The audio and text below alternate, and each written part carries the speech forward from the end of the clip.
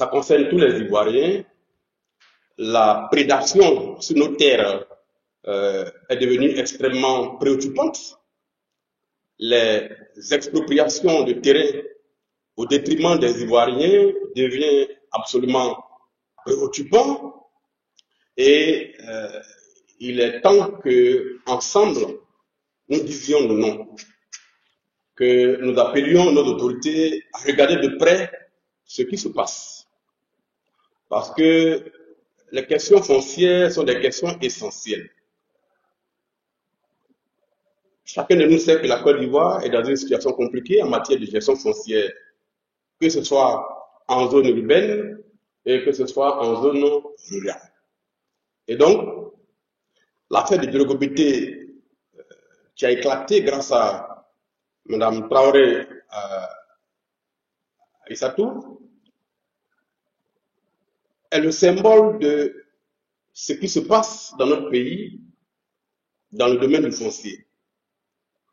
Où aujourd'hui, des personnes débarquent dans les villages avec des ACD, comme le cas de Enokate, où un projet d'ACD sur 67 hectares s'est finalement transformé en 514 hectares que des gens ont pu obtenir avec de faux documents. L'affaire, vous le savez, est au niveau du pôle pénal financier. Et nous aussi, à l'éléphant déchaîné, nous enquêtons sur cette affaire qui est monstrueuse et qui révèle un peu ce dans quoi nous sommes en matière de corruption qui étrangle notre pays. Donc, je vous invite à partager, à tapoter le live. Sur TikTok, vous n'avez pas encore partagé. Vous êtes 1000, mais à peine 200 partages. Il faut que vous soyez des milliers à écouter aujourd'hui. Nous sommes 3000 sur Facebook. On a encore 5 minutes. Je vous invite à partager le live, à partager et à tapoter aussi, à le sécuriser pour que nous puissions faire un bon direct. Nous savons que beaucoup d'Ivoiriens sont connectés. Les victimes sont connectées. Les Français aussi sont connectés. Les Ivoiriens sont connectés parce que c'est des questions qui touchent tout le monde. Tous les Ivoiriens, qu'ils soient du nord, qu'ils soient du centre, qu'ils soient du sud, qu'ils soient de l'ouest, qu'ils soient de l'est, tous les Ivoiriens sont touchés par les affaires de foncier en Côte d'Ivoire. Chacun a une connaissance, chacun a un parent, chacun a une terre ou projette en acheter. Il faut qu'ensemble nous nous battions pour que l'acquisition foncière en Côte d'Ivoire soit absolument sécurisée. Le ministère de la Construction promet qu'avec l'ADU qui va être lancé, sauf changement à la fin de ce mois de mars, tous les conflits fonciers, en tout cas en matière urbaine, en zone urbaine, vont s'estomper et que nous n'entendrons plus parler de faussaires, de double attribution, de triple attribution, d'ACD délivrés à des individus qui ne figurent ni dans les titres des villages, ni dans ceux du ministère. Comme le dirait l'autre, qui vivra, verra. Donc, nous verrons ce que cet ADU, présenté comme le remède miracle contre tout le faux, va servir aux Ivoiriens. Je vous demande toujours de tapoter le live, de partager. Nous commençons dans 3 minutes, 5 minutes. À 21h exactement, nous allons commencer.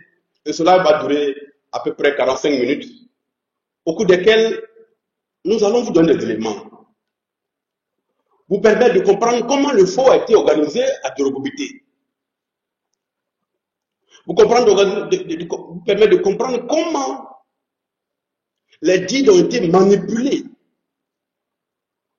Comment des stickers censés sécuriser les deeds au ministère de la Construction se sont soi-disant volatilisés, auraient été volés pour se retrouver sous d'autres guides qui n'étaient pas au ministère, qui n'étaient pas dans les villages de Djirogobité. Comment, avec des documents, certains individus se sont accaparés des dizaines de terrains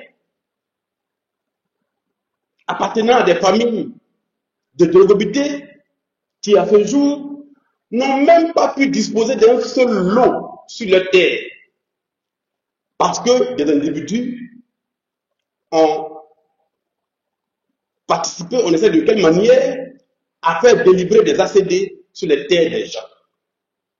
Le chef même de Djirogobité, M. Mekan, et sa famille, les terrains qui leur ont été donnés après le partage, près de 28 lots, à ce jour, on ne sait pas quel miracle, eux-mêmes disent que leurs lots leur ont été retirés, des gens ont fait des ACD sur leur lot. La famille n'a pas encore réussi à récupérer un seul lot sur leur propre terre.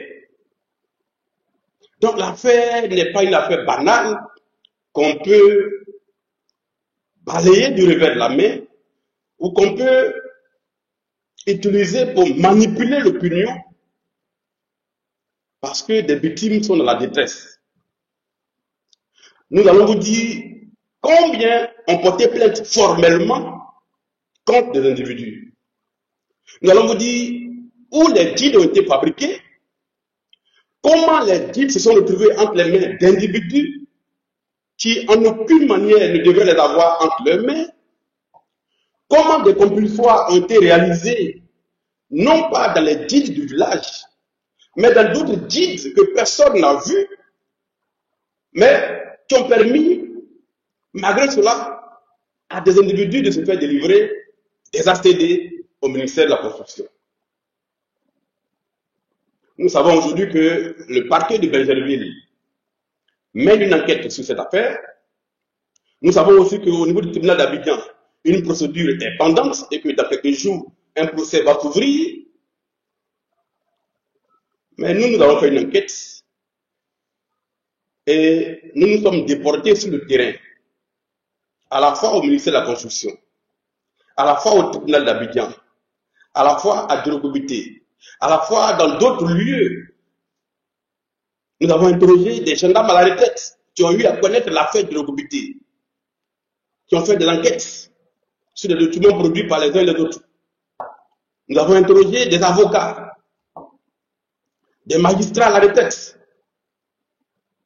des familles à Djirogobité, interrogé la chefferie de l'ancienne chefferie de Aboubou Baoulé. Nous avons pu nous procurer des documents dans les premiers guides avant la séparation en 2014 jusqu'en 2018 entre Djirogobité et Aboubou Baoulé. Bref, nous avons fait une enquête complète. Si nous devons rédiger cette enquête pour la mettre dans un journal, on a fait le point, ça fera pratiquement 75 pages. 75 pages. Plus la documentation, c'est près de 100 pages d'enquête. Que nous avons, pour vous, chers Ivoiriens, synthétisé en seulement 12 pages. Donc de 100 pages, nous sommes revenus à 12 pages. Pour que nous puissions faire le direct avec ça, pour que vous ayez les éléments les plus importants pour comprendre toute l'histoire. Il est 21h et nous allons commencer ce direct-là. Je vous demande d'être attentifs, voire même d'enregistrer ce live sur TikTok et sur Facebook. Enregistrez et gardez ça dans vos archives visuelles, dans vos archives vidéo. Nous sommes 5000 personnes en ligne. Beaucoup sont toujours en train de couper leur carême. Ils vont nous prendre en route. Je reçois des messages de dire, faut pas commencer, on est encore dans le carême, on est en train de manger. Non, vous allez nous prendre en route.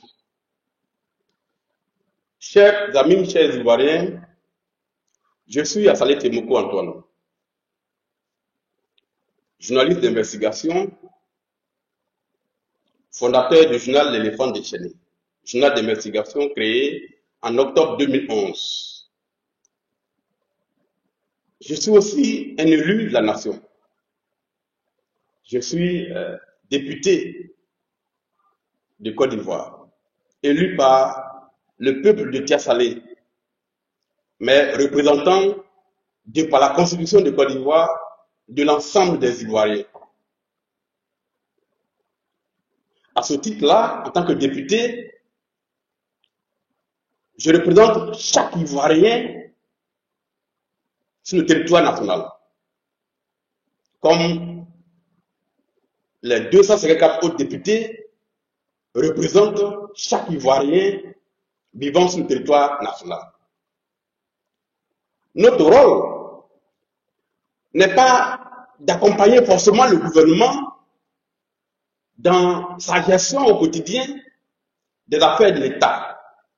Notre rôle est de faire en sorte que les actes posés par le gouvernement produisent des effets bénéfiques sur la qualité de vie de nos populations. Et donc, nous avons un rôle de contrôle de l'action gouvernementale. Nous avons aussi un rôle de vérification du fonctionnement de notre administration publique, qui intègre aussi notre appareil judiciaire, qui intègre aussi nos forces de répression, nos appareils de répression que sont la gendarmerie, la police. Donc le député dans une nation joue un rôle important.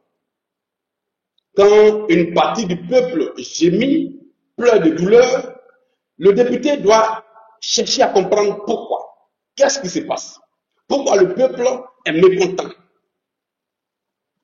Il doit enquêter, parce que contrairement à ce qu'on pense, ce n'est pas simplement au sein de l'hémicycle que le député doit jouer son rôle. À l'hémicycle, il prend la parole au nom du peuple.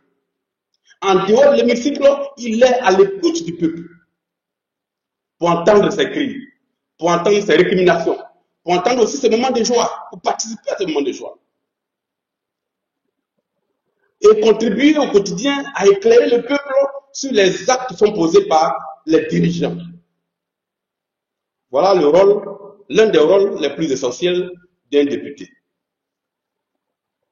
En tant que journaliste d'investigation, j'enquête avec toute une équipe de journalistes qui sont à l'éléphant déchaîné. Ce sont une dizaine de journalistes qui sont à l'éléphant déchaîné, plus le directeur de publication. Et les résultats des enquêtes journalistiques que nous menons peuvent être publiés dans le journal, comme on l'a fait pour l'affaire Dame Touré Hélène contre Koumé Bakary, ou alors le député peut s'en saisir pour informer toute la nation, puisque tous les Ivoiriens n'ont pas forcément les moyens d'acheter un journal. Or, aujourd'hui, beaucoup d'Ivoiriens ont quand même un petit smartphone qui peut leur permettre d'avoir une vidéo passée. Continuez à tapoter les deux côtés. Nous sommes 2500 sur TikTok, 6000 sur Facebook. Tapotez le live. Et donc, les journalistes de l'éléphant déchaîné ont mené une enquête, d'ailleurs qui continue. D'autres révélations seront faites plus tard. Et ces enquêtes-là nous ont permis d'avoir, en quelque sorte, la trame de l'histoire et de comprendre un peu les rôles joués par les uns et les autres dans ce poker menteur qu'est l'affaire de Robité. Je m'en vais donc ce soir très méthodiquement, de façon très pédagogique, pour que vous compreniez avec un langage accessible, pour que tout le monde comprenne, vous dire ce que nous avons découvert sur l'affaire Robité.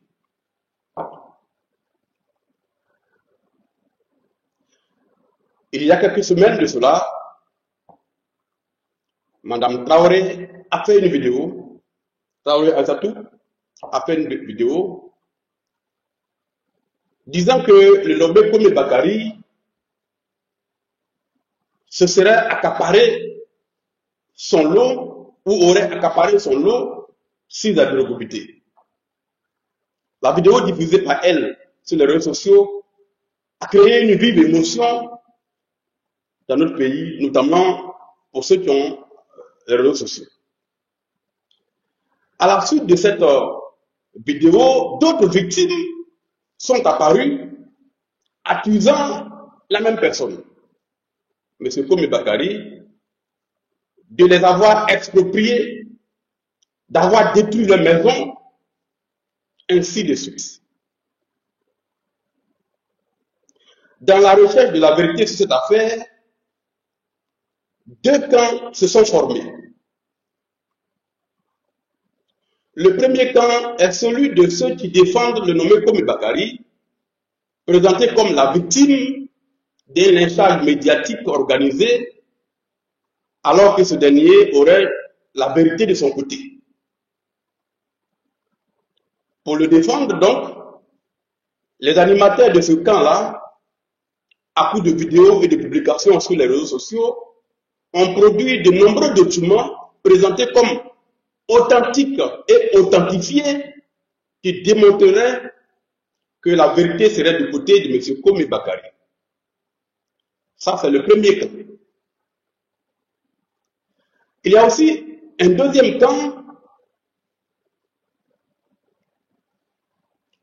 qui est celui de ceux qui ont choisi de donner du crédit aux déclarations des victimes et de les aider à obtenir justice. Je fais partie de ce deuxième camp-là.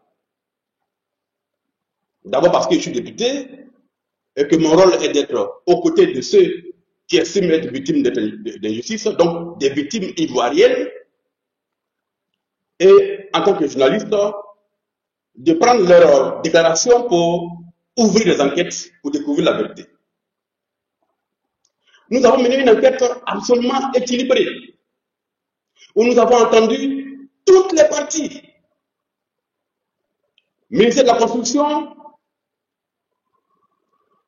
M. Komi Bakari, M. Taouré Youvier, le chef du comité, la famille Mambo et toutes les autres victimes et d'autres acteurs comme Maître Touré Amara, Maître Kofi Maurice. Toutes ces personnes, nous les avons approchées ou interrogées. Donc, je fais partie de ce deuxième camp parce que les victimes sont nombreuses et qu'il est très rare que des gens qui ne se connaissaient pas avant puissent sortir pour accuser la même personne d'être leur bourreau. Ensuite, parce que les déclarations des victimes, de semaine en semaine, n'ont pas varié. En fait, parce qu'une simple vérification des déclarations du nommé Komi Bakari nous a permis de découvrir beaucoup d'incohérences, de variations et d'improbabilités.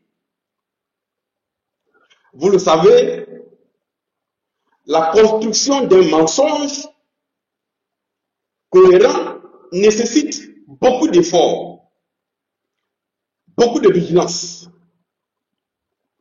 et une veille de tous les jours. La construction d'un mensonge cohérent nécessite une grande capacité de mémorisation. Or, comme le disait Abraham Lincoln, aucun homme n'a suffisamment de mémoire pour réussir dans le mensonge. Pour confirmer notre position d'être aux côtés des victimes, nous avons ouvert plusieurs enquêtes en fonction des saisines que les victimes opéraient auprès de notre journal et également en fonction des plaintes qui étaient déposées auprès de la justice, auprès de la police, auprès de la gendarmerie. Nous avons surtout suivi les plaintes déposées auprès du 40e arrondissement de Cocody. Pour mener l'enquête, nous avons utilisé des journalistes de l'éléphant déchaîné qui ont interrogé et rencontré les victimes. Interrogé le nommé Komi Bakari. Rencontré le nommé Traoré Mouvier qui est au cœur de cette affaire. Rencontré aussi la chefferie de Djorgobité, échanger avec d'autres victimes vivant hors du pays, parce qu'il y a des victimes aussi de M. Komi Bakari qui sont hors du pays, qui sont intervenus auprès de nous avec les mêmes récriminations. Nous avons interrogé aussi des gendarmes et des policiers, y compris des commissaires de police, qui sont victimes des mêmes faussaires dans l'affaire de Djorgobité. Il y a même des directeurs de cabinet de ministres de la Côte d'Ivoire qui sont aussi victimes des mêmes individus dans l'affaire de Djorgobité, que nous avons également interrogés.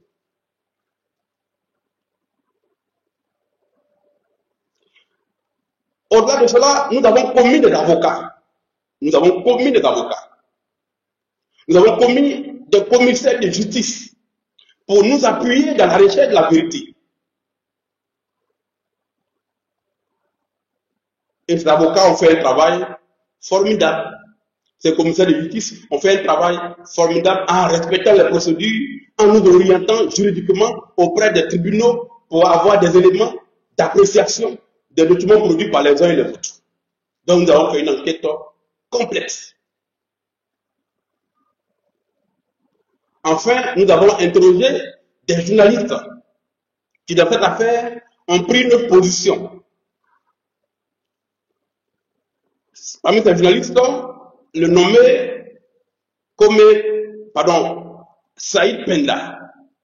Nous l'avons également interrogé, puisque lui également dit avoir travaillé sur l'affaire et a produit plusieurs publications et des vidéos au cours desquelles il a produit des documents qu'il dit avoir authentifiés et qui démontreraient que la vérité se trouverait aux côtés de M.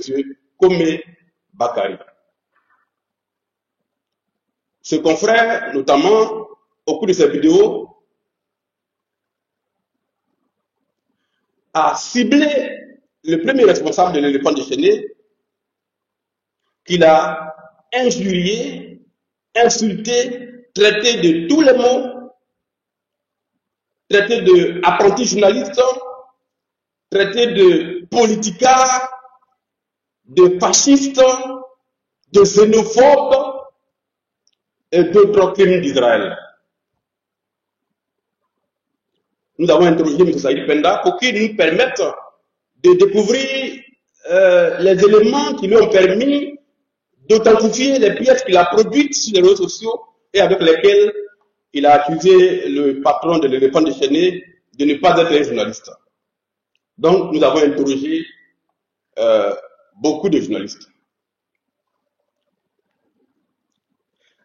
Cela dit, et avant de poursuivre, nous sommes 7600 personnes en ligne sur Facebook, 3000 sur TikTok. Cela dit, avant de poursuivre, je voudrais faire les précisions suivantes.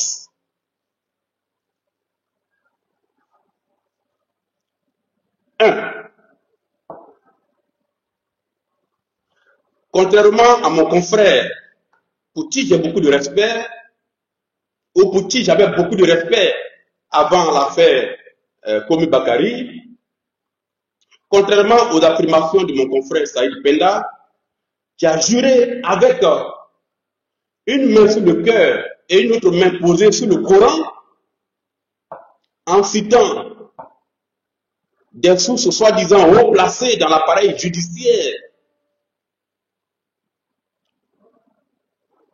Contrairement donc à ce qu'il a affirmé, M. Komi Bakari est bel et bien inculpé pour faux et usage de faux par le 6e cabinet d'instruction du tribunal d'Abidjan. Dans l'affaire qui l'oppose à Dame Touré Hélène, épouse Thiebi, dont il a rasé la maison en 2016-2017. La procédure est terminée, l'affaire va passer en jugement.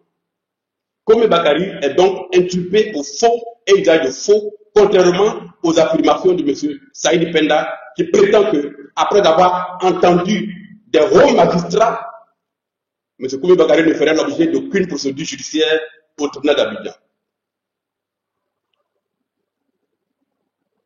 Il y a donc une procédure pour faux usage de faux, parce que dans l'affaire qui l'oppose à Mme Touré Hélène épouse Djebi, M. Komi Bakari a utilisé une fausse lettre d'attribution, un faux certificat de propriété pour aller détruire la maison de la dame.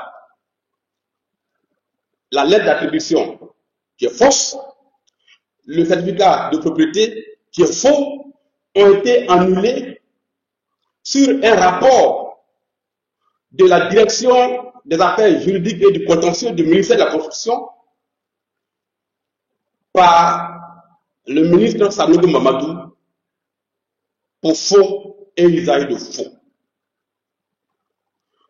Malgré cette annulation, M. Komi Bakari s'est arrangé pour avoir une décision de justice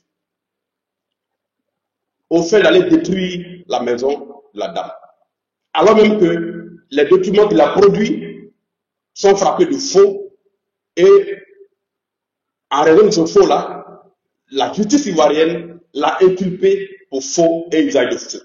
Donc il y a bien une procédure contre M. Komi Bakari devant le tribunal d'Abidjan. L'affaire va passer en jugement devant le tribunal correctionnel. Première chose. Sur l'affaire toujours de Mme Touré Hélène, M. Komi Bakari, à ce jour, ne détient aucun document de propriété sur le terrain de Dame Touré Hélène. Pourtant, il a vendu ce terrain à hauteur de 50 millions à une personne. Aujourd'hui, le ministère de la Construction, qui a compris toute l'affaire, a instruit le dossier et est sur le point de délivrer l'ACD au vrai propriétaire de la terre, qui est M. Aka Etienne, neveu de M. Ngouran Kwadjo, celui qui a vendu le terrain à Dame Touré Hélène et Boutiébé. Un titre foncier a été créé, l'attestation domaniale a été délivrée et il ne porte pas le nom de Komi Bakari. Il porte le nom du vrai propriétaire de cette terre. Voilà pour ce qui concerne. Et le procès qui va s'ouvrir au tribunal d'Abidjan permettra de conclure en cela. Et Dame Touré, Hélène, épouse Djebi, a toutes les chances donc de récupérer son terrain sur lequel un immeuble a été bâti. D'ailleurs, la personne qui a acquis ce terrain-là risque d'être poursuivie pour recel de faux usage de faux et pourra se situer devant le tribunal d'Abidjan. C'est donc la première précision. Deuxième précision. Sur le nombre de plaignants contre M. Komi Bakari, contrairement aux affirmations encore de mon confrère Saïd Penda, qui a déclaré la main sur le cœur et une autre main sur le Coran, qu'il n'y a que 5 plaignants contre le nommé Komi Bakari. Aujourd'hui, nous avons la liste de tous les plaignants. Depuis février 2025 jusqu'à ce jour, nous avons la liste de tous les plaignants devant le commissariat de police et devant le tribunal. Il y a exactement 16 plaignants. 16 plaignants. Nous avons les listes qui ont porté formellement plainte contre Komi Bakari devant le commissariat du 40e arrondissement. Il n'y a donc pas 5 plaignants, comme l'a affirmé avec imprudence mon confrère Saïd Penda, que je n'oserais jamais insulter, parce que les insultes et les injures mesurent la dimension entre l'ignorance et la connaissance. Les gens qui font un travail correct donnent leurs résultats et laissent l'opinion apprécier. Et ne s'abandonnent pas dans les insultes, dans les injures pour cacher leur compromission, voire même leur mauvaise éducation. Il y a donc 16 plaignants contre M. Komi Bakari. Aujourd'hui, il y a eu un 17e plaignant qui a saisi le parquet d'Abidjan contre Komi Bakari. Et ce 17e plaignant, c'est le député de la nation Assalé Timoko. Oui, j'ai porté plainte aujourd'hui auprès du parquet d'Abidjan contre M. Komi Bakari non pas parce qu'il m'aurait pris intérêt, mais pour des raisons que je vais vous expliquer plus tard. Troisième précision, nous sommes 9000 personnes en ligne, continuez à partager parce que la Côte d'Ivoire doit découvrir ce qui se passe réellement. Les Ivoiriens doivent découvrir comment leur administration est utilisée pour brimer le peuple de Côte d'Ivoire. Comment leur administration, comment leur système judiciaire est utilisé par des faussaires pour détruire des vies entières dans le silence total. Donc, partagez, enregistrez et gardez cela. Troisième précision donc, sur l'identité ou sur le lieu de naissance de M. Kome Bakary. M. Kome Bakary n'est pas né en Côte d'Ivoire. Je répète, M. Kome Bakary n'est pas né en Côte d'Ivoire. Il n'est pas né à Aboboga, Bécherville. M. Kome Bakary est né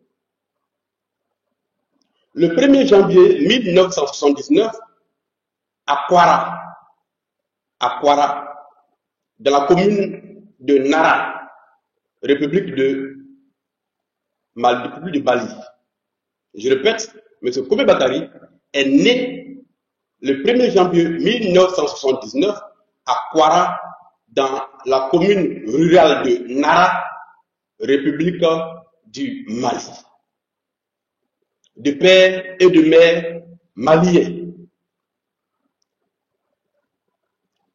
Avant qu'il ne se fasse établir une carte d'identité ivoirienne en 2009, dans la carte d'identité orange, M. Kome Bakary possédait, et ça nous l'avons vérifié auprès du consulat du Mali en Côte d'Ivoire et auprès du ministère du Budget, auprès du cadastre, avant de posséder la carte d'identité ivoirienne en 2009, sur laquelle il est né à Aboboga, M. Kome Bakary possédait la carte consulaire numéro 03 37 674 établie le 18 juin 2002 à Abidjan par l'ambassade du Mali en Côte d'Ivoire.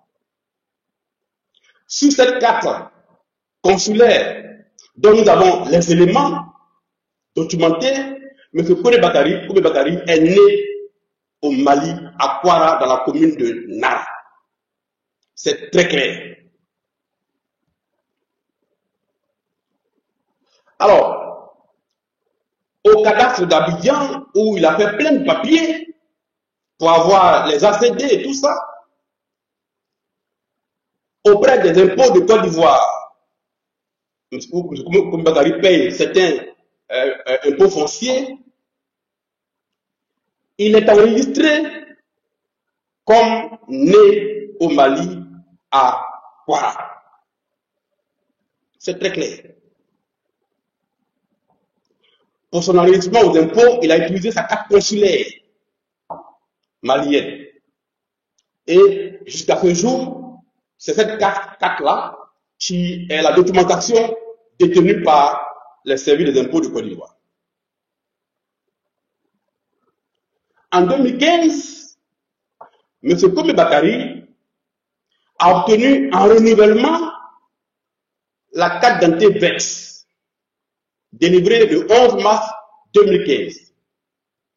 Avec quelle pièce de parents ivoiriens ou bien avec quelle documentation de l'État de Côte d'Ivoire M. Kome Bakary a-t-il pu obtenir la carte d'identité orange en 2009?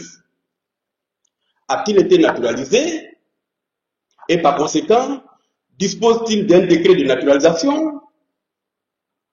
Pour obtenir la réponse à cette question, nous avons interrogé les archives de naturalisation en Côte d'Ivoire. Est-ce que M. Kome Bakary a été naturalisé? Pour avoir la réponse, nous avons interrogé les archives des décrets de naturalisation en Côte d'Ivoire. Au terme de cette recherche, nous n'avons pas retrouvé le décret de naturalisation de M. Kome Bakary. Ce qui ne veut pas dire que ça n'existe pas. En revanche, nous avons retrouvé celui de son grand frère, de même père et de même mère, M. Kome Sese, né lui aussi à Kwara, opérateur économique, naturalisé en 2005 par un décret signé par le président Laurent Gbagbo. Donc, M. Kome Sese a obtenu la nationalité ivoirienne de façon parfaitement régulière. Son décret de naturalisation existe, nous l'avons vu. En revanche, nous n'avons pas été à mesure de retrouver le décret de naturalisation de M. Kome Bakari.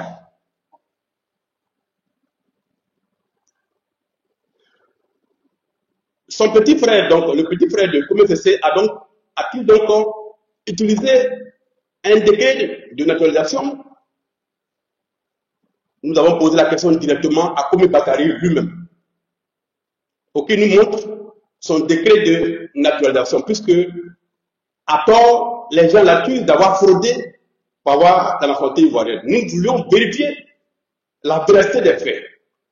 Donc, nous avons approché M. Kome Bakari pour lui demander s'il disposait d'un décret de naturalisation dans la primative qui nous donne le numéro de décret pour que nous puissions vérifier. À ce jour, et 3 semaines plus tard, M. Kome Bakari n'a pas été à mesure de nous produire ce décret. Peut-être existe-t-il, peut-être l'a-t-il en main, mais pour le moment, nous ne l'avons pas encore. Nous avons approché l'ONESI, Office national de l'identification en Côte d'Ivoire, pour voir quelles sont les pièces qui ont permis à Kome Bakari de se faire délivrer la carte d'identité ivoirienne. Parce que s'il a été naturalisé, le numéro du décret de naturalisation doit figurer sur son certificat de nationalité. C'est comme ça que ça se passe. Malheureusement, l'ONESI, de par nos sources, ne dispose d'aucune documentation concernant les pièces par lesquelles M. Kome Bakari a obtenu la carte d'identité en 2009. Puisque la carte d'identité verte dont il dispose aujourd'hui n'est qu'un renouvellement. Et donc, nous n'avons toujours pas pu avoir l'élément qui a permis à M. Kome Bakari de naître en Côte d'Ivoire alors qu'il est né au Mali et de se faire délivrer la carte d'identité ivoirienne. Encore une fois, je répète, cela ne veut pas dire que son décret n'existe pas. Pour le moment, toutes les recherches que nous avons faites ont été infructueuses et lui-même n'a pas voulu ou n'a pas pu nous produire ce décret-là. Ça, c'est cela, la documentation vérifiée.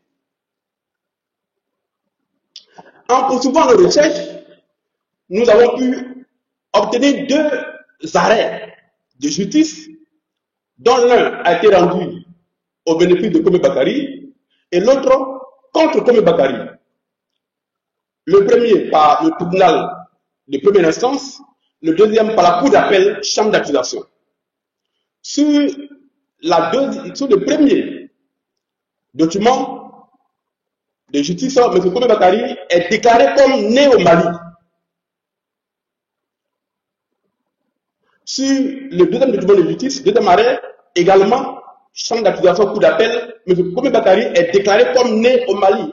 On parle de 2019. Alors même que depuis 2009, il détient la carte d'identité ivoirienne, en 2016 et en 2019, dans des procédures judiciaires, ses avocats le présentent comme né au Mali le 1er janvier 1979. Mais dans le même temps, auprès du ministère de la Constitution, Kome Bakari est né le 20 janvier 1979 en Côte d'Ivoire, à Abobo-Gare. Ça fait 2 lieux de naissance différents. Même s'il a été naturalisé, son lieu de naissance ne peut pas changer. Jusqu'à preuve du contraire, aucun être humain ne peut naître dans 2 endroits différents et à des dates différentes. Alors, nous ne nions pas que M. Kome Bakari a pu avoir la nationalité ivoirienne. nous disons que son décret de naturalisation ne l'a pas obtenu, et au-delà, il ne peut pas être né dans deux endroits différents, ainsi que le dit sa carte consulaire et sa carte d'identité. Enfin, existe-t-il un lien entre Komé Bakary et Komé Cessé, l'opérateur économique connu en Côte d'Ivoire, naturalisé régulièrement en 2005 par le président Babou? Toutes les vérifications que nous avons faites pour voir si M. Komé Bakary était le prête-nom de son grand frère se sont soldées par des résultats infructueux. Il n'y a aucun lien que nous avons pu découvrir entre M. Komé Cessé et M. Komé Bakary pour ce qui concerne les activités de M. Komé Bakary. D'ailleurs, les éléments que nous avons obtenus dans cette enquête-là sont tellement grossiers qu'on ne peut même pas imaginer que son grand frère, qui est dans les affaires, puisse être associé dans de tels faits grossiers. Et donc, nous n'avons aucun élément qui nous permet de faire le lien entre les deux hommes. Parce que un journaliste, ça aussi de faire une enquête pour comprendre ce qui est juste et ce qui n'est pas vrai. Et donc là-dessus, nous ne pouvons affirmer d'aucune manière qu'il y a un lien entre les deux hommes pour son activité menée à Drogobité. Ces précisions faites, alors que nous sommes déjà 10 000 personnes en ligne, merci beaucoup, chers Ivoiriens, continuez à partager, on doit aller même à 20 000 personnes, pour que les Ivoiriens comprennent dans quoi nous sommes en fait. Comment ce pays-là est en train petit à petit de glisser dans une sorte de débat immoral, dans une sorte d'abandon total entre les mains de faussaires, entre les mains de voyous qui ont pignon sur rue, qui sont protégés par ailleurs par des individus haut placés, et donc qui sont dans notre pays et qui commettent des infractions tous les jours sans que la justice ne les rattrape. Mais on va y revenir. Ces précisions faites, venons-en maintenant à l'affaire Drogobité. À la suite de 3 arrêts rendus par la Chambre administrative de la Cour suprême, le village de Drogobité a obtenu le droit de signature sur les attestations villageoises relatives au lotissement Bessikwa. Avant ces arrêts, seul le village de Abou Baoulé avait droit de signature sur les attestations en liaison avec la chefferie de Drogobité qui délivrait les lettres de cession à partir desquelles la chefferie de Abou Baoulé faisait les attestations. Donc, il y a un titre sur le lotissement Bessikwa qui est détenu aujourd'hui par la chefferie de Abou Baoulé. Sur ce lotissement, donc, après le conflit entre les deux villages, il ne restait que, sur près de 5 000 lots, plus de 6 000 lots, il ne restait que 1272 lots résiduels qui sont revenus au village de Drogobité à la suite d'une liste établie par le ministère de la Construction à travers son service juridique.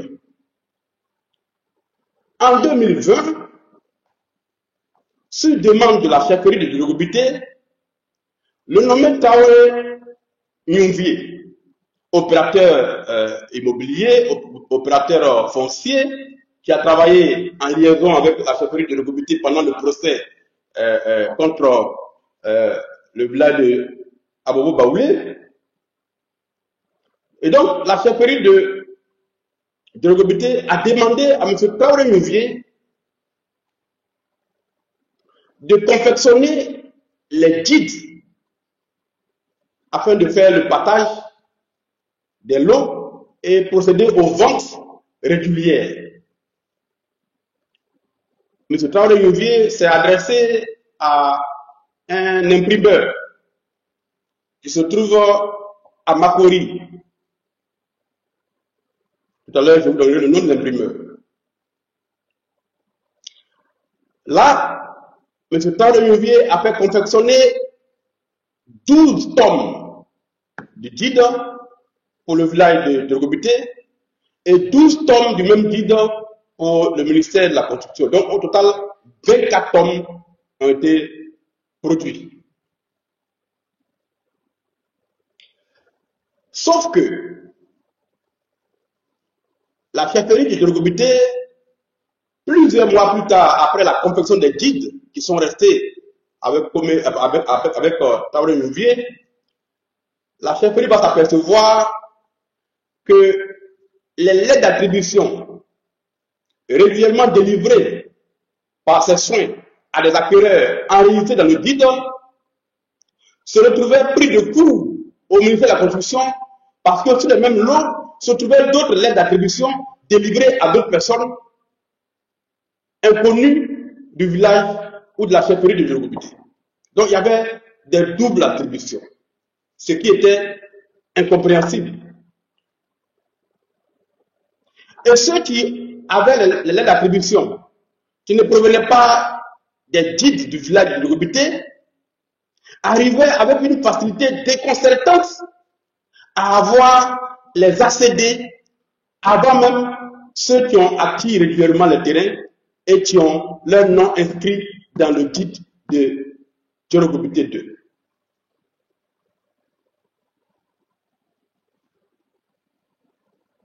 Djorogobité 2 va découvrir plus tard également que les guides ont été manipulés par on ne sait qui et qu'il existait des guides parallèles qui permettaient notamment au nommé Komi Bakari et à d'autres personnes de faire des compulsoires qui prospéraient rapidement devant le ministère de la Constitution. C'est ce qui explique que, alors même que M. Komi Bakari n'est pas inscrit ni dans les guides du village d'Abobo Baoulé, ni dans les guides du village de Djorogobité 2, il arrivait à avoir des ACD sur les parcelles, alors même que dans les guides du ministère de la Construction, son nom ne figurait nulle part. C'était ça, le grand paradoxe. Aujourd'hui, nous savons exactement ce qui s'est passé. 1.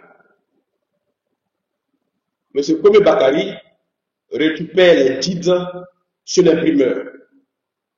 C'est le titre de cette partie-là.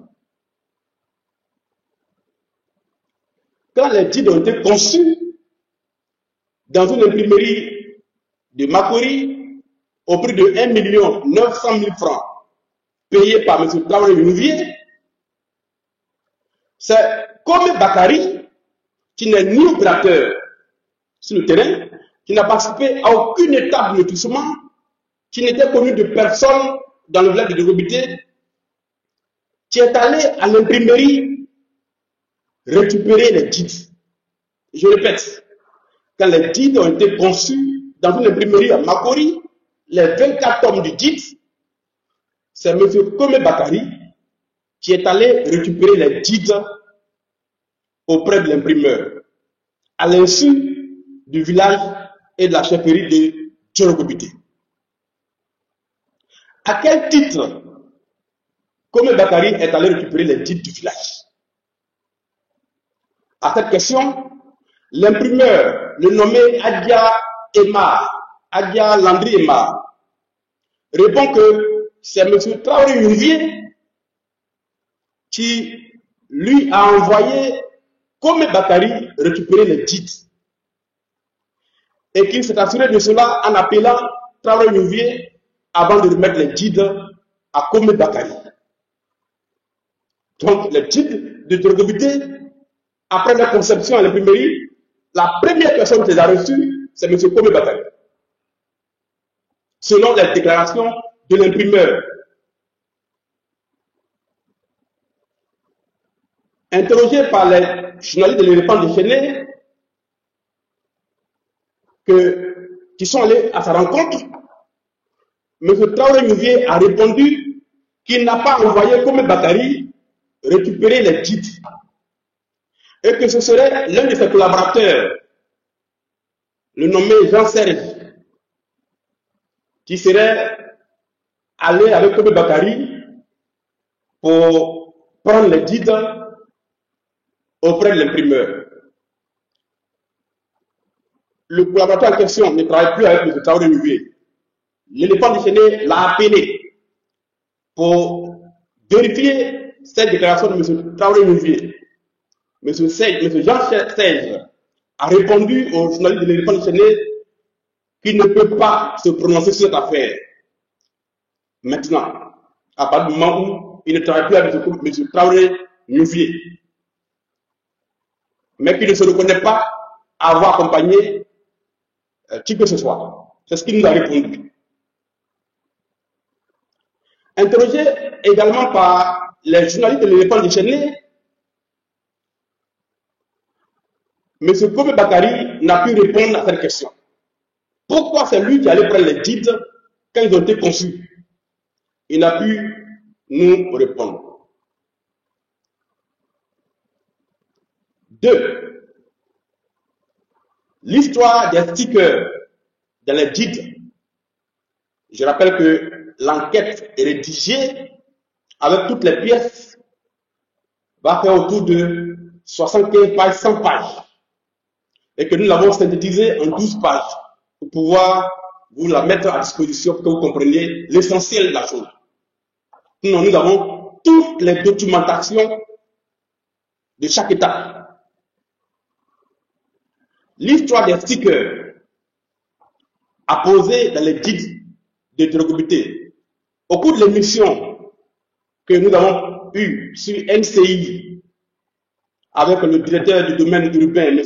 Diallo Aboulaye, pour ceux qui ont suivi l'émission, M. Diallo Aboulaye a déclaré que des stickers spéciaux ont été conçus pour authentifier les guides d'interrogabilité parce qu'il y avait des documents qui venaient et qui démontraient qu'il y avait des irrégularités dans les guides. Et que c'est lui qui a pu concevoir ces stickers pour les apposer dans les guides pour les authentifier. Alors, en 2022, effectivement, devant ce qui se passait, la confusion totale créée dans les attributions avec des compulsoires réalisés non pas de l'opité, mais qui prospéraient au ministère, le secrétaire général de la chefferie de l'opité a écrit au ministère de la Construction, notamment à M. Diallo Aboulaye, pour lui signaler l'existence d'un guide parallèle à partir duquel des individus arrivaient à faire des compulsoires pour avoir des ACD au ministère de la Construction. C'est donc à la suite de ces courriers que le ministère a décidé d'apposer des stickers sur les pages des 12 tomes du guide de l'opité. Les stickers ont été commandés et remis au nommé Yapi Roger, à l'époque sous-directeur au domaine urbain. C'est lui qui a fait apposer au cours de 3 jours de travail, pratiquement 4 jours de travail, les stickers dans les 12 titres de l'opité, page par page. Je vous invite à partager tout le live parce que les choses qui vont être dites aujourd'hui vont peut-être vous choquer et vont pousser chacun de nous à s'interroger profondément sur la nature du pays dans lequel nous vivons. Donc écoutez attentivement.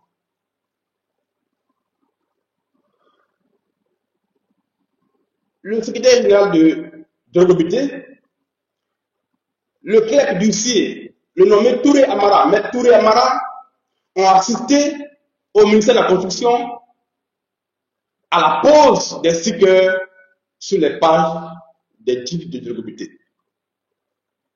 À la fin de ce processus-là, les 12 titres stickés ont été remis à M. Touré Amara, Maître Touré Amara, à l'effet pour lui d'aller les remettre à la chefferie de l'opité contre décharge officielle. Voilà comment la décision a été prise de mettre les stickers. 3. 123 pages des guides, 123 pages ont été arrachées des guides de Drogobité, après que ces pages ont été stickées au ministère de la Construction. 123 pages dont nous sommes en possession. Nous avons ces 123 pages. Stickées ont été arrachées des guides une fois sortis des bureaux du ministère de la Construction. Comment cela a été possible? C'est Maître Touré Amara qui explique cela. Il dit qu'une fois sorti du ministère de la Construction, il a reçu le coup de fil de Traoré Nouvier. Traoré Nouvier, rappelons-le, est celui qui travaillait avec le village de Drogobité et qui a conçu, à la demande du village, les guides. Donc, il est connu comme faisant partie de l'affaire. Donc, Maître Touré Amara explique que, sorti du ministère de la Construction, Traoré Nouvier l'aurait joint au téléphone pour lui dire d'aller directement voir l'imprimeur avec les guides stickés. Et que, déférant à cette instruction, il serait directement allé voir l'imprimeur qui ne connaissait pas à Makori. Que là, il a remis les guides à l'imprimeur pour le compte de Traoré Nouvier. Et que l'imprimeur lui a dit que le travail à faire devait prendre un peu de temps. Et donc, lui, Touré Amara, serait allé se promener pendant quelques heures. Et que, donc, quelques heures plus tard, l'imprimeur l'a rappelé pour dire qu'il a fini le travail et donc de venir récupérer les titres. Que là, une fois devant l'imprimeur, ce dernier lui a remis les 12 tonnes, lui aurait remis les 12 tonnes, plus un sachet contenant des pages du titre qui avaient été arrachées. Il a pris le temps de compter, il y en avait 123. Effectivement, il y en a 123. L'éléphant déchaîné a pu se procurer ces 123 pages. Et donc, après cela, il serait allé remettre les 12 tomes du guide avec les nouvelles pages non stickées, 123 nouvelles pages non stickées, à Traoré Nouvier. Et que par mesure de prudence, lui-même, Maître Touré, a conservé les 123 pages stickées et retirées du guide. Que 48 heures plus tard, Traoré Nouvier l'aurait rappelé pour qu'il vienne prendre les guides, à l'effet de les remettre maintenant au village de Drogobité.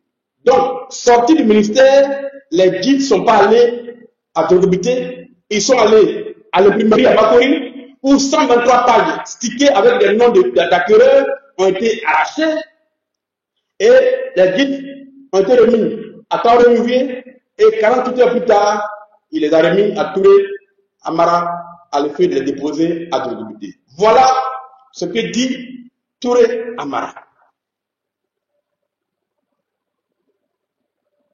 Alors, écoutez bien ce qui va suivre maintenant. Que, étant venu chez Traoré Nouvier pour récupérer les titres à l'effet de les déposer à Drogobité, Traoré Nouvier lui aurait demandé plutôt d'aller avec les guides encore au ministère, voir le nommé Yapi Roger, sous-directeur à la DDU. Touré Amara dit que déférant encore à ces instructions, il serait allé remettre les 12 guides avec les 123 pages nouvelles à l'intérieur, et que là, Yapi Roger, le sous-directeur, aurait apposé encore de nouveaux stickers sur les 123 nouvelles pages arrachées à l'imprimerie. C'est Maître Touré Amara qui dit cela. Interrogé, l'imprimeur reconnaît effectivement avoir retiré les pages. Donnez-moi une minute, je viens. Alors, voilà. Interrogé, l'imprimeur reconnaît avoir arraché des pages dans le titre, des pages qui d'après lui seraient raturées. Et donc, il les aurait arrachées après avoir évidemment informé Traoré Nunvier. Alors,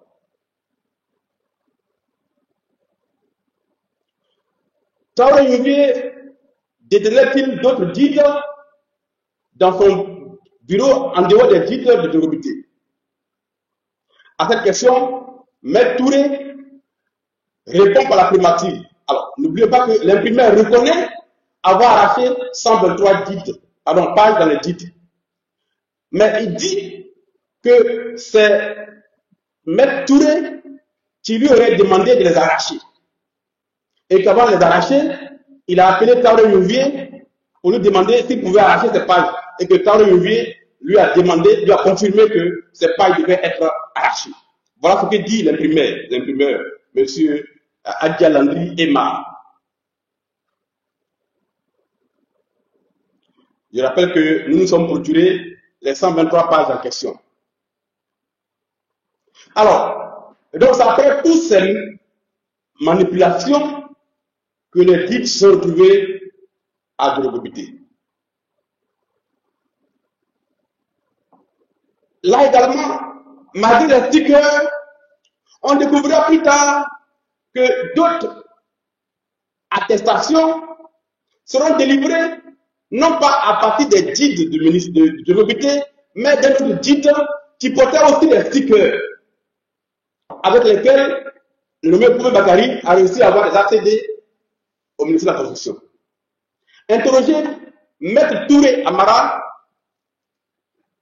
reconnaît que dans les locaux de Traoré Nunvier, il a effectué des compulsoires dans des titres en pensant que c'était les titres de Djogobité. Et c'est après qu'il a découvert que ce n'étaient pas les mêmes titres de Djogobité et que Traoré Nunvier avait d'autres titres dans son cabinet. Donc il y avait plusieurs titres qui induisaient chaque fois en erreur le village de Djogobité, puisque les attestations délivrées par Djogobité ne prospéraient pas au ministère. Seules celles délivrées par le titre parallèle à des individus comme Koubé Bakary prospéraient au ministère. Les compulsoires de Koubé Bakary, notamment sur les lots de Mme Traoré Assatou et de l'imam, n'ont pas été faits dans le titre de Djogobité, ont été faits dans les titres détenus en dehors du village de Djogobité. Et ces compulsoires ont été réalisées par Maître Kofi Maurice, que l'éléphant a interrogé. Puisque nous avons la preuve que ces compulsoires n'ont pas été faits dans le titre du village de Djogobité, alors qu'ils ont été faits par Maître Kofi Maurice au bénéfice de deux personnes, dont Koubé Bakary. Interrogé par l'éléphant déchaîné, Maître Kofi Maurice a dit ne plus se souvenir du lieu où il a fait le compulsoire pour le compte de Koubé Bakary. Il dit qu'il ne s'en souvient pas. L'éléphant l'a interrogé, il nous a répondu qu'il ne s'en souvient pas. Si c'était au village de Djogobité ou si c'était sur Traoré Nunvier. Nous avons pris acte de sa réponse. Les enquêtes qui ont cours pourront permettre, devant les juges d'instruction, d'apprécier cette partie. Interrogé par l'éléphant déchaîné, M. Yapi Roger, sous-directeur à DDU, n'a pas répondu à nos questions. Nous avons envoyé un message écrit, il n'y a pas répondu. Mais interrogé autrement par d'autres personnes, M. Yapi Roger a nié avoir apposé de nouveaux stickers dans les titres après que les 123 pages ont été arrachées. En revanche, il reconnaît que des stickers auraient été volés dans son bureau au ministère de la Construction. Je répète, M. Roger, sous-directeur au ministère de la Construction, à DDU, déclare que des stickers auraient été volés dans son bureau au ministère de la Construction. Et que ce sont ces stickers-là qui peut-être ont servi à fabriquer d'autres titres. Nous lui avons demandé à savoir quelles mesures a-t-il prises quand il a découvert que ces stickers restants ont été volés. Il n'a pas répondu à cette question. D'ailleurs, Maître Touré reconnaît que Diallo Aboulaye l'aurait appelé un jour pour demander si des stickers ne s'étaient pas retrouvés dehors et qu'il aurait répondu à Maître Aboulaye Diallo que c'est seul Yapi Roger qui avait géré les stickers, autour de 1000 stickers produits, et que c'est lui seul qui pouvait répondre à cette question-là. Voilà l'histoire des stickers, comment ça a été géré. Donc le ministère de la Construction, selon la déclaration de Yapi Roger, savait que des stickers avaient été volés dans les locaux même du ministère de la Construction et se seraient retrouvés dehors à partir desquels d'autres guides ont été fabriqués et dans lesquels des compulsions ont été faites et qui ont prospéré au ministère. Cette partie-là, c'est à la justice ivoirienne de l'éclairer. Les documents de Komé Bakary. Nous avons la preuve aujourd'hui que M. Komé Bakary a usé de faux pour se faire délivrer de nombreux ACD sur des dizaines de parcelles sur le lotissement Bessikwa. Nous avons la preuve que 6 lots, dont nous avons les numéros et les îlots, appartenant à la famille Mambo, ont été accaparés par Komé Bakary à partir de documents que la famille Mambo lui aurait produits, lui donnant mandat exclusif de gérer tous les patrimoines fonciers. Et ces documents-là portent les sceaux de la justice ivoirienne. Voilà un de ces documents-là. Procuration spéciale, soi-disant établie auprès du tribunal d'Abidjan.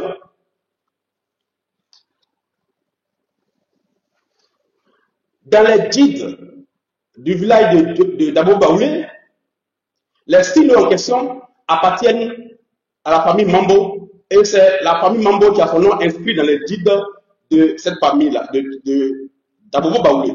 Mais M. Komé Bakary n'a son nom inscrit dans aucune partie de ces guides-là sur les lots en question. Nous avons la preuve de cela, documentaire.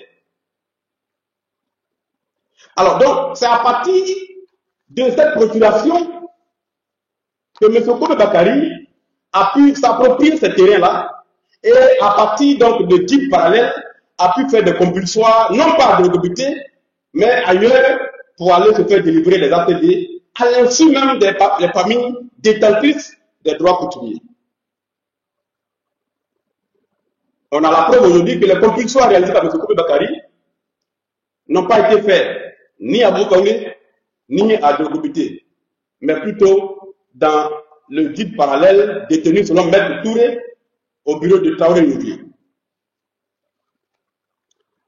La tactique de Traoré Nouvier, de Komé Bakary. M. Komé Bakary a utilisé des pratiques mafieuses pour accaparer les parcelles. Assuré de la puissance de ses complices au ministère de la Construction, il a pu obtenir la liste de tous les lots sur lesquels aucun acte administratif n'avait été posé et aucune demande d'ATD introduite. Il a pu avoir en main les guides de la fabrication. À partir de cela, il a pu recenser tous les lots et les îlots qu'il voulait accaparer. Ainsi, sur le lot numéro 3571 de l'îlot numéro 317, appartenant à un petit-fils de la famille Mambo, le nommé Yaté, Komé Bakary s'est fait délivrer un ACD et est subitement apparu sur le terrain au moment même où le petit-fils en question tentait de vendre le terrain au nommé Demba Traoré, qui lui aussi prétendait être propriétaire du terrain. Comme Bakary a expliqué au petit-fils, M. Yaté, que le terrain en question lui appartenait, qu'il avait déjà son ACD dessus, et qu'il proposait 6 millions au jeune homme pour qu'il laisse tomber l'affaire. Ce que le jeune homme a refusé. Par la suite, le jeune homme dit avoir cédé à la pression de Kobe Bakary qui disait que, ayant déjà son ACD, il pouvait prendre le terrain et que le jeune homme pouvait le prendre où il voulait.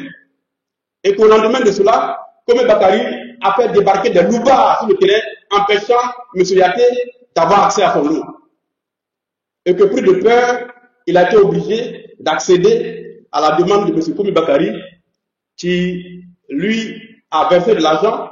Et comme il n'avait pas de carte d'identité, c'est M. Mambo Gérard, son oncle, qui a donné sa pièce d'identité, à partir de laquelle M. Kobe Bakary a fait un chèque.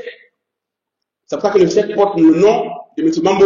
Mambo Gérard et non le nom de M. Yaté Meda, à qui appartenait le terrain.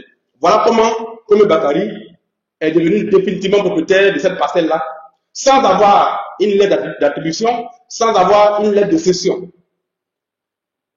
Voilà comment il procède. Mais revenons à la procuration spéciale en question. Par cette procuration spéciale, voyez bien, j'espère que vous voyez bien, procuration spéciale. Procuration spéciale.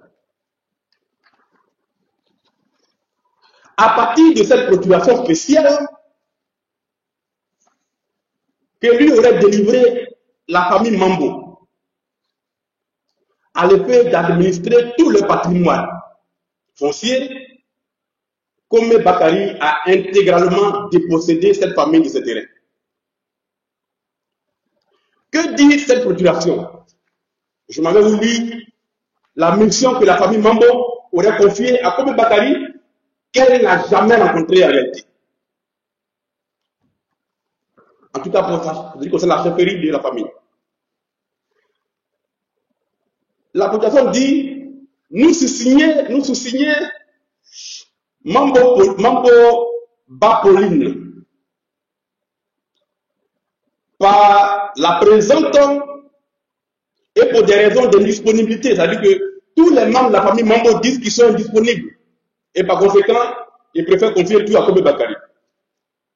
Par la présente et pour des raisons d'indisponibilité, nous, ayant droit de ce Mambo Yapo, constituant pour mandataire la société Cotimex CI Immobilier, représentée par son gérant M. Kobe Bakary, né le 20 janvier 1979 à Aboboga, Benjerville, de nationalité ivoirienne, titulaire de la carte d'identité, numéro, etc., etc. À l'effet de nous représenter et signer en lieu et place, en notre lieu et place, tout acte de cession. C'est-à-dire que la famille transfère tous ses droits à M. Kobe Bakary. Donc, à l'effet de signer en lieu et place de la famille tout acte de cession ou de transfert et du droit de propriété portant sur les lots issus du lotissement dénommé Bessico à Drogobité 2, composé des lots et lots au numéro suivant. Vous voyez bien, les numéros des lots suivent ici. Nous avons compté les lots en question. Il s'agit de 272 lots. 272 lots. Donc, la famille Mambo aurait confié à Kobe Bakary le droit de propriété, de cession, de tout ce qu'il faut, de transfert de tout, sur 272 lots appartenant à la famille. La mission continue, la protection dit, nous demandons à Taouré Nouvier, à Kobe Bakary de procéder au recouvrement afférent, au recouvrement de nos parcelles, 6 à Bessicois, de l'Ogobité 2, et de toute créance afférente aux dites parcelles, de nous représenter et agir en notre nom et pour notre compte devant toutes les autorités judiciaires et administratives de Côte d'Ivoire, compétentes pour toute affaire concernant nos parcelles, ou l'eau, si quoi, et toute créance afférente aux dites parcelles, de transiger éventuellement et percevoir toute somme et denier devant nos revenus en notre qualité de propriétaire terrien et créancier. Voilà la mission que la famille Mambo aurait confiée à Komé Bakary à partir de cette procuration spéciale établie soi-disant devant le tribunal de première instance d'Abidjan sous la signature du magistrat Sam Jean-Claude et portant le cachet du ministère de la Justice et du tribunal d'Abidjan. À partir donc de cette mission, M. Komé Bakary a pu, devant la justice, devant le ministère de la Construction, se faire délivrer des dizaines d'ACD sur les terrains appartenant à la famille Mambo. Alors, ce qui est grave, c'est qu'en réalité, sur les 272 lots listés ici dans cette procuration, la famille Mambo n'en dispose pas de plus de 10. En réalité, la famille Mambo n'a que environ 6 lots dans cette liste-là. Tous les autres lots appartiennent à d'autres familles de recomité. Mais ayant été recensé sur ce document-là, comme appartenant à la famille Mambo, Komé Bakary a pu en disposer à sa guise de 2017 jusqu'à maintenant. C'est ce qui explique que les gens à qui la famille Mambo vend les terrains découvrent que le terrain est porté d'un ACD déjà délivré à Komé Bakary, alors même que son nom n'est pas dans les titres. Et donc, cette procuration spéciale-là a permis à Komé Bakary d'agir comme un roi à Abidjan, devant la justice, devant le ministère de la Construction, devant même la police. Et c'est ce document-là, plus d'autres, qui nous avons produit à nous, éléphants déchaînés, que notre confrère Saïd Penda a utilisé pour faire cette vidéo en disant que M. Komé Bakary détient une procuration spéciale que lui, Saïd Penda, a fait authentifier auprès de la justice, auprès de hautes autorités judiciaires. Et donc, Komé Bakary est victime d'un lynchage organisé par l'éléphant déchaîné avec son patron. Sauf que, au cours de la procédure qui a cours actuellement devant le commissariat de 40e arrondissement, Komé Bakary, pour justifier que la famille Mambo, lui, le poursuit à tort, a produit ce document-là, devant lequel la famille Mambo est tombée des nues. Puisque jamais, dit-elle, ce document n'a été produit à Komé Bakary. Et que jamais ils n'ont concédé à M. Komé Bakary aucune mission sur les terres parce qu'ils ne le connaissent pas. C'est pour ça qu'ils ont porté plainte au faux et usage de faux. Nous avons été à Djorobité, interroger les membres de la famille Mambo, réunis. Tous ont nié avoir donné un tel document à Komé Bakary. D'après eux, c'est trop grave. Alors même qu'ils sont vivants, ils ne peuvent pas donner toutes les terres en pleine propriété pratiquement à Komé Bakary. Mais n'ayant pas les moyens d'authentifier l'acte, ils n'ont pas fait porter plainte pour faux usage de faux et espéraient que la police ferait la lumière sur l'affaire. Dans ce cas-là, nous, éléphants déchaînés, et surtout le député que je suis, pour découvrir la vérité, j'ai décidé de mettre à la disposition de la famille Mambo un avocat de Côte d'Ivoire, enregistré auprès de la Cour d'appel d'Abidjan. L'avocat en question a reçu mandat d'introduire auprès du tribunal d'Abidjan une requête aux fins de compulsoire pour vérifier si cette procuration a été établie par le tribunal d'Abidjan à la demande de la famille Mambo pour le bénéfice de Komi Bakari. Le 3 mars 2025, Maître Esso Serge, avocat à la Cour d'appel, agissant pour le compte de la famille Mambo, a introduit cette requête de compulsoire auprès de la présidente du tribunal d'Abidjan, Mme Touré Aminata, épouse Touré. Objet, vérifier si la procuration spéciale en question a été délivrée par le tribunal d'Abidjan et effectivement enregistrée dans les registres de procuration du tribunal d'Abidjan à la date de 2017. La procuration en question porte le numéro 16-25/2017, censé avoir été délivrée par le juge Sam Jean-Claude. Sur la base donc de cette requête-là, Madame la présidente du tribunal d'Abidjan a rendu l'ordonnance numéro 1163 du 10 mars 2025. Voilà l'ordonnance en question. Je peux même vous montrer l'original d'ordonnance qui est là, qui a permis de faire donc le compulsoire. Voici l'original de l'ordonnance. Le jeudi 13 mars 2025,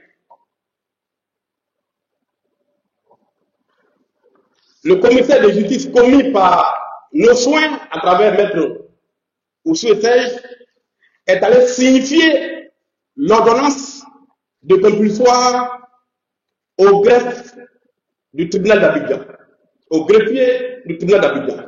Voilà la signification de l'ordonnance.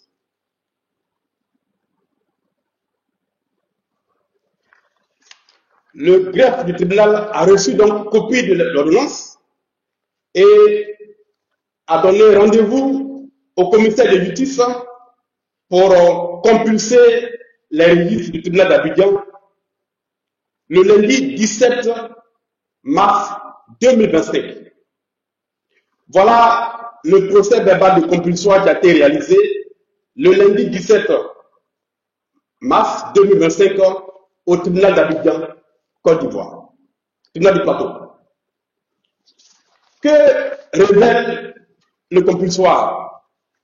Le compulsoire a été réalisé en présence de Bléda Pernand, greffier au tribunal d'Abidjan, lequel a mis à la disposition du commissaire de justice les registres de procuration du tribunal d'Abidjan de 2015 à 2021.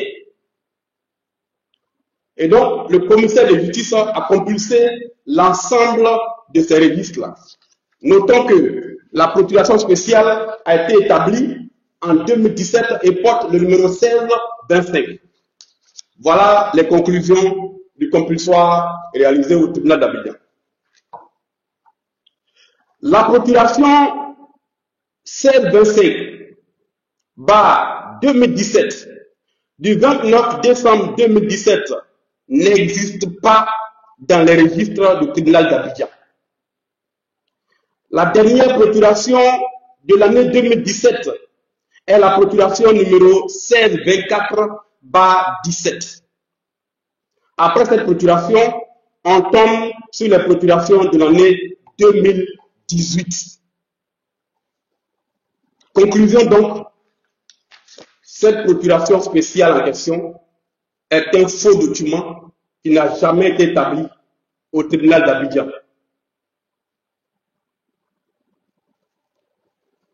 Alors, où est-ce que notre confrère Saïd Penda prétend avoir authentifié ce document-là? Pour en avoir le cœur net, nous avons approché notre confrère M. Saïd Penda, pour lui demander de lui mettre à disposition les éléments qui lui ont permis d'authentifier l'acte en question. Pour authentifier un acte de ce genre, il y a deux procédures. Soit on passe par la voie du compulsoire dans les registres où l'acte est censé avoir été enregistré, soit on fait une expertise graphologique des signatures qui sont sur l'acte.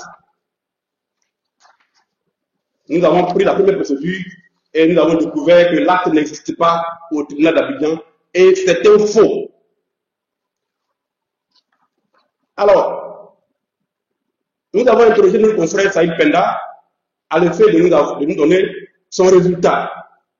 Au lieu de nous répondre et nous envoyer cette réponse-là, au lieu de nous donner des éléments et nous envoyer cette réponse agressive, vous avez été dans le sensationnel en vous contentant de relayer des plaintes et déclarations des individus et vous appelez cela une investigation.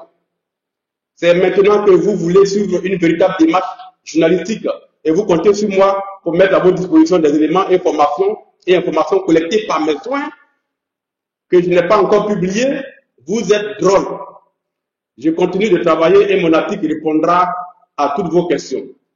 Bonne journée. Voilà la réponse que M. Saïd Penda nous a donnée. Que dire? Que M. Saïd Penda a menti. Il a blanchi le faux commis par M. Kome Bakari en induisant l'opinion publique en erreur, en jurant sur le Coran qu'il a fait authentifier ce document auprès de la justice ivoirienne et que ce document existe et est authentique. Alors que ce document était faux. M. Saïd Penda a donc blanchi le faux et s'est rendu complice de recel de faux et d'usage de faux, en induisant au passage l'opinion publique en erreur et en jetant le discrédit sur les hauts magistrats qui l'auraient soi-disant interrogé. Interrogé par les défenses déchaînées, M. Kome Bakari n'a pas été en mesure de nous dire qui lui a vraiment donné cette procuration. Évidemment qu'il ne peut pas le donner parce que c'est un faux qui ne lui a jamais été délivré par la famille Mambo. Or, tout le faux sur de l'Ocobité prend sa source dans cette procuration spéciale qui a prospéré devant le ministère de la Construction, qui a prospéré dans des procédures judiciaires et qui a permis d'exproprier des familles. Il y a 272 lots sur cette procuration. Des familles entières de l'Ocobité ont leur lot sur cette procuration et n'ont pu depuis 2014 avoir un seul lot. Ils ont tout perdu. La justice ivoirienne, à travers le tribunal de Benjerville qui est sur l'enquête, pourra donc interroger Kome Bakari pour qu'il dise où ce document lui a été délivré. En tout cas, ce n'est pas au tribunal d'Abidjan, alors même qu'il a utilisé le sceau du ministère de la Justice et le nom d'un magistrat, M. Sam Jean-Claude, qui est aujourd'hui conseiller du ministre de la Justice de Côte d'Ivoire. Nous avons fait des vérifications auprès du ministère de la Justice pour voir si M. Sam Jean-Claude se reconnaît dans ce document-là. M. Sam Jean-Claude, selon nos informations obtenues auprès du ministère de la Justice, dit n'avoir jamais signé aucune procuration quand il était au tribunal d'Abidjan. Voilà, selon nos sources interrogées, la réponse de M. Sam Jean-Claude. Alors, chers Ivoiriens, toute l'histoire de l'Ocobité est ainsi terminée. Tout est faux. Le ministère de la Construction a été peut-être induit en erreur de bonne foi ou a été complice de Kome Bakari. Les enquêtes vont le démontrer. Puisque des stickers ont été soi-disant volés au ministère. Et le ministère ne s'est pas donné les moyens de retrouver les voleurs des stickers. qui ont servi à semer le désordre total dans l'affaire de l'Obité. Ce document-là a été produit par M. Kobe Bakari comme étant une lettre, il y en a plusieurs comme ça, qui aurait été signée par le chef de l'Obité à l'effet d'informer le ministère que les terrains en question appartiennent à Kobe Bakari et non aux autres propriétaires. Ces documents sont faux. Ils prennent tous leurs sources dans cette procuration-là. La signature du chef de l'Obité a été scannée et apposée sur ces documents-là, à partir de ce faux commis dans la procuration. Or, ces documents-là ont prospéré devant le ministère de la Construction, puisque c'est le chef, même quand il parle dedans, et qui demande au ministère de la Construction d'annuler les lots pour les vrais acquéreurs et de traiter les dossiers de Kobe Bakari. Et le ministère, sans vérification auprès du chef, a effectivement traité les dossiers d'APD de Kobe Bakari à partir de ce genre de lettres-là. Chers Ivoiriens, voici résumé l'affaire de l'Obité. Je dis que l'enquête, sa rédaction fait 75 pages. Avec la documentation, on est autour de 100 pages. Je vous l'ai résumé en 12 pages. Alors, qu'est-ce que tout cela inspire? Et avant de poursuivre, je voudrais dire ceci. Et ça concerne mon collègue Saïd Penda. Les Ivoiriens souffrent. Des individus utilisent des moyens frauduleux pour exproprier des pères et des mères de famille. Des gens qui ont économisé toute une vie pour acheter un terrain. Et les individus viennent les déposer le terrain à partir de faux. Ils pleurent, ils se lamentent, ils sont dans la détresse. Certains font des AVC. L'affaire éclate. Pendant qu'on recherche la vérité, toi, Saïd Penda, toi, tu participes à ennoblir le faux, à détourner l'attention des Ivoiriens, à blanchir le faux et à attaquer des journalistes ivoiriens qui font leur travail. À brouiller toutes les pistes. Ça s'appelle de la complicité objective, du recel de faux et de faux, blanchiment de faux et de documents administratifs, induction de l'opinion en erreur. Et je voudrais dire à mon collègue, mon confrère, d'arrêter cela, d'arrêter ces pratiques-là. Une minute. D'arrêter ces pratiques qui consistent à tromper les gens. Dame Touré Hélène a perdu son terrain sur la base d'un faux, commis par Kobe Bakari. Il est poursuivi pour faire de faux. M. Saïd Penda dit qu'il n'y a aucune procédure contre Kobe Bakari. Ce qui est faux, alors que la dame a perdu son terrain. Sa famille est dehors, à la rue. Voilà des gens que nous avons accueillis dans notre pays. Par notre hospitalité, ils ont pu se procurer notre nationalité. Et aujourd'hui, ils se mettent avec les bourreaux pour déposséder les Ivoiriens de leur terre. En se faisant passer pour un journaliste d'investigation, soi-disant ayant travaillé à la BBC. J'appelle le procureur de la République à demander des comptes à M. Saïd Penda pour qu'il apporte la preuve de l'authentification des documents dont il s'est prévalu sur les réseaux sociaux. Il a juré les avoir fait authentifier auprès de hauts magistrats. Il faut qu'on l'interpelle pour que tout ça s'arrête. Il y a trop de souffrance. Les gens perdent leur terrain et il y a des individus qui sont là pour aggraver leur souffrance. Vraiment, je voulais prendre 2 mots pour dire cela. Je m'excuse de m'être étalé là-dessus, mais c'était important de faire cela. Il faut arrêter ça. Alors, ce que je veux dire pour terminer ce live-là, ça tient à quelques mots. Ça tient en quelques mots, laissez-moi une minute, je vais y arriver, voilà. Au final, donc, Kome Bakari a utilisé des moyens frauduleux, voilà, des moyens frauduleux pour accaparer des terres à Djorogobité 2. Il a eu accès au titre de ce village dès leur confection à l'imprimerie. Et cela lui a permis de faire toutes les manipulations avant même que les dînes n'arrivent à Djorogobité. 2. Le nommé Traoré Nouvier et Kome Bakari sont au cœur du scandale. D'ailleurs, l'enquête de la police les a mis formellement en cause. L'instruction ouverte auprès du parquet de Bellerville pourra permettre de situer la responsabilité de chacun. Je ne donnerai pas d'autres détails à raison de ce que l'affaire est désormais en instruction et donc on va s'en tenir à cela. Vu que ça c'est le résultat de l'enquête de l'éléphant déchaîné.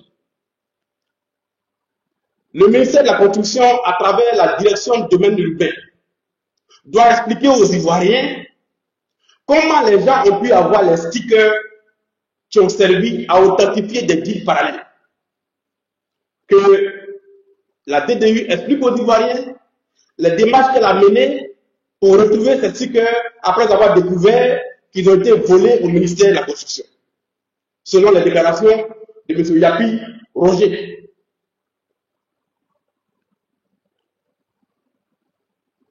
Pour les victimes, le bout du tunnel n'est plus loin.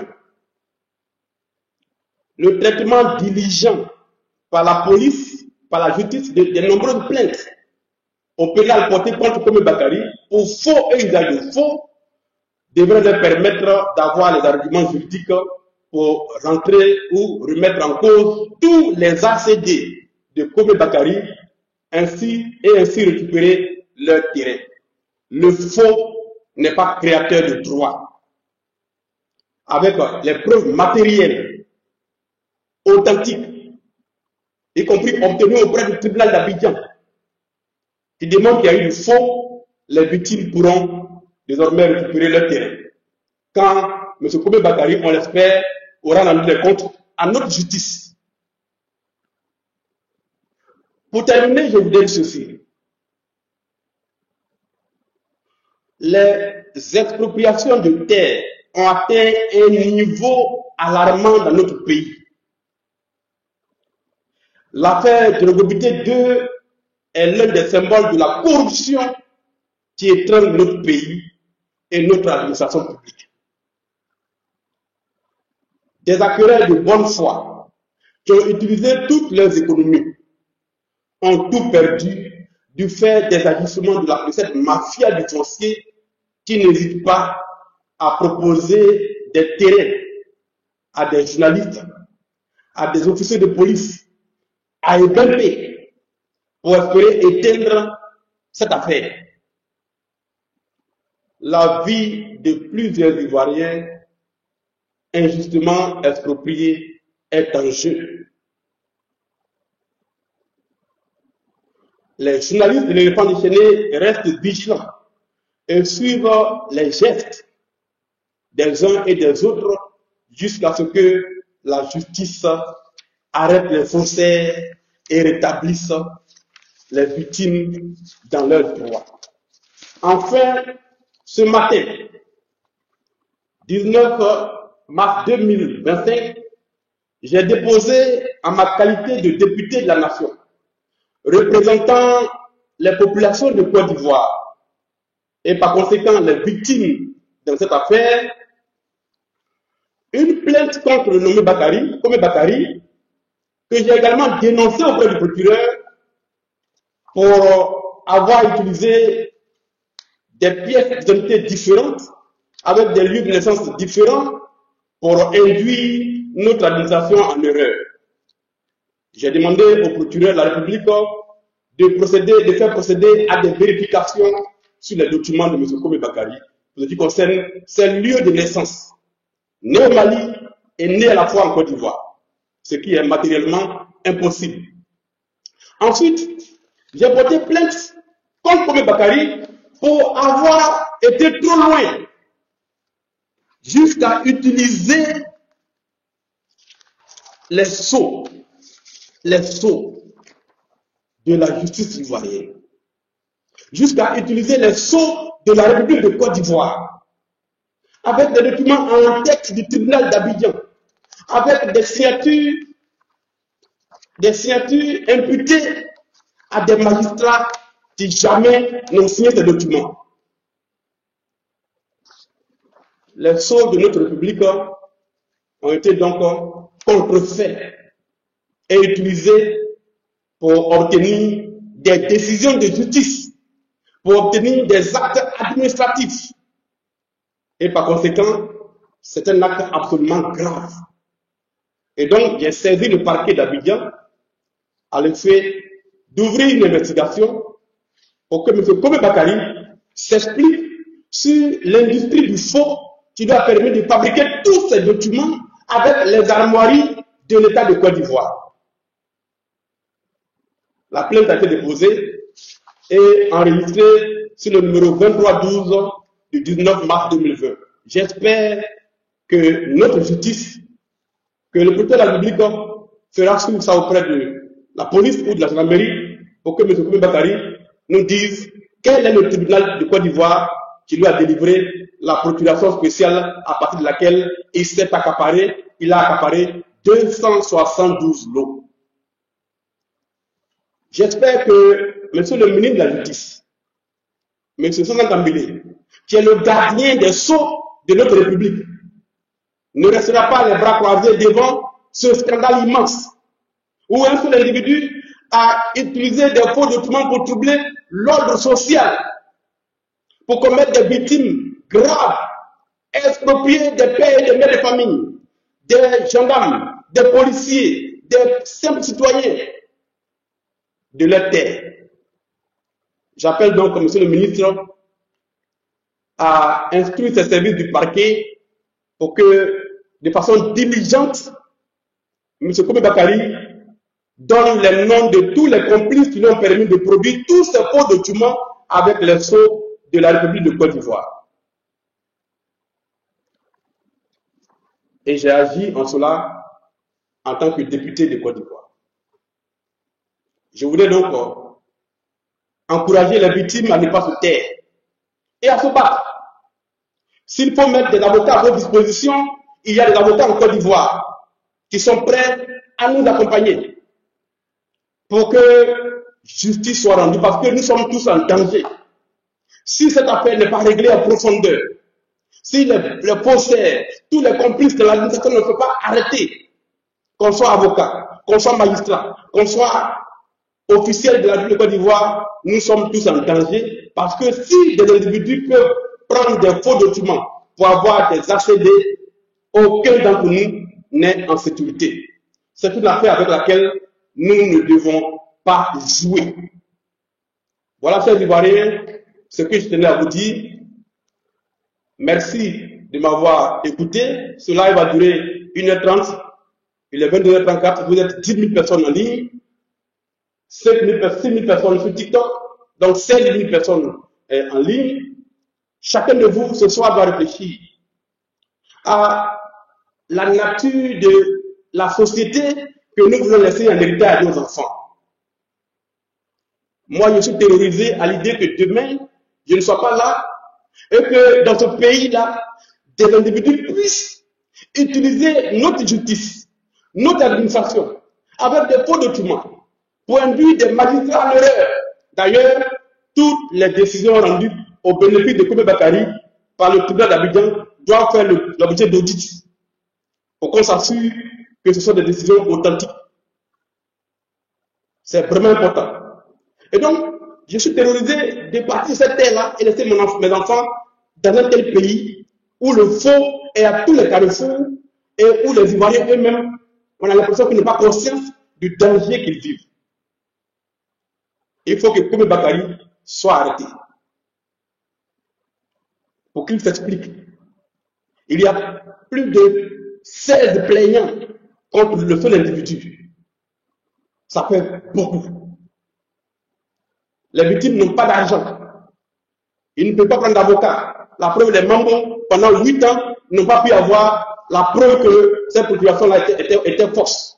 Il a fallu que nous mettions à leur disposition un avocat pour faire le travail, pour qu'aujourd'hui, ils aient un élément matériel qui va leur permettre de porter maintenant formellement plainte contre Komi Bakari dès demain ou après-demain.